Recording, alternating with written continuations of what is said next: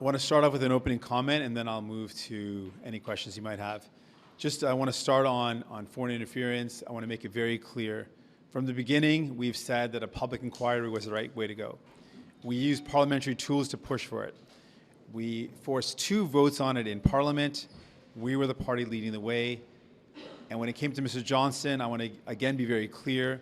I've never raised concerns about his personal credibility, but it became very obvious that the appearance of bias was so strong that he could not continue to do his work.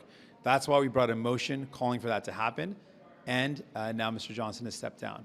In addition, we had already called for work to begin at PROC around setting the terms of reference, as well as the criteria for who would lead a public inquiry. That work is something that New Democrats already anticipated needed to be done, and we called for it. So now, with the signal that we're receiving from the government, if there's a genuine interest in moving forward, it's now on the government's, the ball's in their court. We have called for a public inquiry. We believe it's the right thing to do. They're signaling that's what they want to do, then do it. You've always had the opportunity to do it. The government's always had the ability to launch a public inquiry. If they're now serious about it, do it. And we will absolutely work together with all parties to ensure that it's done in a manner that is respectful of how serious this is and ensures that public trust is there. Donc, on a toujours dit que la seule façon d'aller de l'avant avec cette ingérence étrangère, c'est avec une enquête publique. C'était toujours notre position. Et on est le seul parti qui a forcé des votes dans la Chambre des communs pour forcer une enquête publique et pour dire que même on n'est pas d'accord avec les attaques des conservateurs et des blocs sur M. Johnston. On a dit qu'il y a une apparence de partialité qui nuit aux efforts de restaurer la confiance, donc il ne peut pas continuer. On a dit qu'on va utiliser les outils parlementaires, on les a utilisés, et puis M. Johnston maintenant s'est démissionné de la position, et maintenant le gouvernement dit qu'il veut peut-être lancer une enquête publique. S'il veut le faire, faites-le. Et on va participer, on va travailler avec les autres partis pour s'assurer qu'on a un processus qui va restaurer la confiance de la public. Does it have to be wrapped up before the next federal election happens, the public inquiry? I think it should, and I think it should wrap up before the next election for a couple of reasons. One, I think there should be some urgency. I don't want this to be a long, drawn-out, decade-long inquiry. This should be something that is focused on what's happened in the past and then suggest clear steps that need to be taken to prevent it from continuing to happen. So I want it to be done soon, and I want it to be done before an election so we can put it in place. So the last time around you didn't want to put forward names, even though initially you said you would, but you didn't put forward names to the government on who should lead whatever process and the inquiry that you wanted. This time around, are you going to put forward names? So I just want to clarify, on a special rapporteur, we specifically did not want to put forward names because we didn't support a special rapporteur. We had said a public inquiry is the right path, so I purposely said, I've got some criteria around what you should be looking for when I spoke with the Prime Minister, but I did not want to provide names because I did not support that path of a special rapporteur.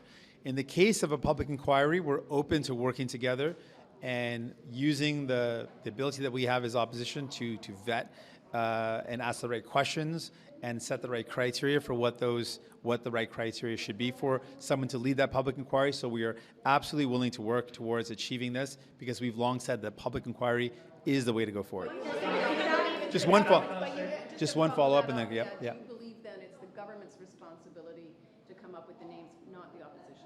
Oh, it's absolutely the government's responsibility. They've got the resources to vet people. They've got the resources to ensure that there's no conflict of interest. I can set some clear criteria that we want to see. One, a judge or a prior judge or a current judge, someone that has not donated in recent years to a political party, that would have an appearance of bias. So not having the recent donations to political parties, which most judges would fit that criteria anyways. And then clearly, given the recent allegations, no affiliation with the Trudeau Foundation. Those would be some starting point criteria. And I've just been requested in French as well. Donc, on n'a pas donné des noms pour un rapporteur spécial parce qu'on n'était pas d'accord. On n'est pas d'accord avec cette approche. Donc, on n'a pas voulu donner un nom pour, en effet, dire que oui, on est d'accord avec cette approche. Donc, ça, c'est pourquoi on n'a pas donné des noms. Mais on a donné des critères quelqu'un indépendant qui a la confiance de la public. Donc, avec l'enquête publique, on est prêt de travailler ensemble avec les autres partis d'opposition pour trouver une bonne façon, une bonne personne pour faire le travail. On a donné quelques critères à ce moment, un juge ou un ancien juge, quelqu'un qui n'a pas donné des fonds aux partis politiques dans les années récentes et quelqu'un qui n'a pas, à cause des allégations récentes, quelqu'un qui n'a pas des liens avec la Fondation Trudeau. When will discussions begin with the government and opposition regarding terms of reference? So we've already pushed for terms of reference and some of the criteria around who would lead a public inquiry in proc. That was a part of our motion. So that's already happening. And we're also prepared to do any additional work around that, but we already called for that. Have you spoken to the leader? Une commission d'enquête sur un sujet comme ça peut être très long, très compliqué. Est-ce que vous vous engagez à garder le gouvernement en poste, donc à retarder l'élection tant et aussi longtemps que le résultat de l'enquête ne soit pas connu?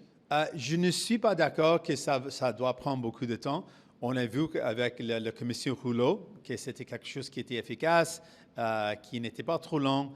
Et je veux voir la même chose avec cette enquête publique, avec une urgence parce qu'on veut analyser les problèmes et puis mettre en œuvre des solutions avant de l'élection. Pourquoi